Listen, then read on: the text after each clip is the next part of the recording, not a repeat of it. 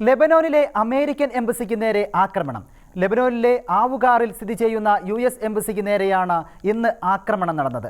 എംബസിക്ക് നേരെ വെടിയുതിർത്ത സിറിയൻ പൗരനായ ഒരാളെ എംബസി സുരക്ഷാ സേന കസ്റ്റഡിയിലെടുത്തു.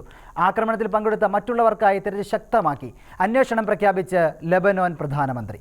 ഗാസയിൽ ഇസ്രായേൽ ഹമാസ് യുദ്ധത്തിൽ സമാധാന ശ്രമങ്ങൾക്ക് ചുക്കാൻ പിടിക്കുന്നതിനിടയിലാണ് ലെബനോനിലെ അമേരിക്കൻ എംബസിയിൽ ആക്രമണം അരങ്ങേറിയിരിക്കുന്നത്. സുരക്ഷാ സേനയുടെ സമയോചിതമായ ഇടപെടൽ മൂലം വലിയ ദുരന്തമാണ് ഒഴിവായത്. എങ്കിലും ആക്രമണത്തിൽ ഒരു സുരക്ഷാ ഉദ്യോഗസ്ഥന് പരിക്കേറ്റു.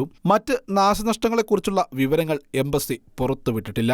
US എംബസിയുടെ പ്രവേശന കവാടത്തിൽ വെച്ച സുരക്ഷാ സേന അക്രമികളെ പ്രത്യാക്രമണത്തിലൂടെ നേരിടുകയായിരുന്നു. അറബിയിൽ ഇസ്ലാമിക് എന്നെഴുതിയ വസ്ത്രമിട്ടായിരുന്നു അക്രമി എത്തിയതെന്ന് ഉദ്യോഗസ്ഥർ സ്ഥിരീകരിക്കുന്നു.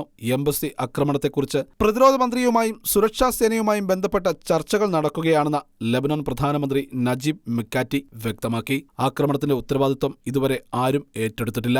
സിറിയൻ പൗരനായ ഒരു അക്രമി സുരക്ഷാ സേനയുടെ കസ്റ്റഡിയിലാണ്.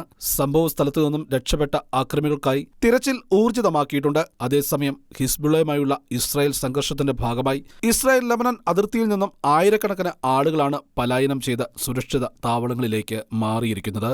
ഇന്റർനാഷണൽ ഡെസ്ക്, ഷെക്കേന ന്യൂസ്.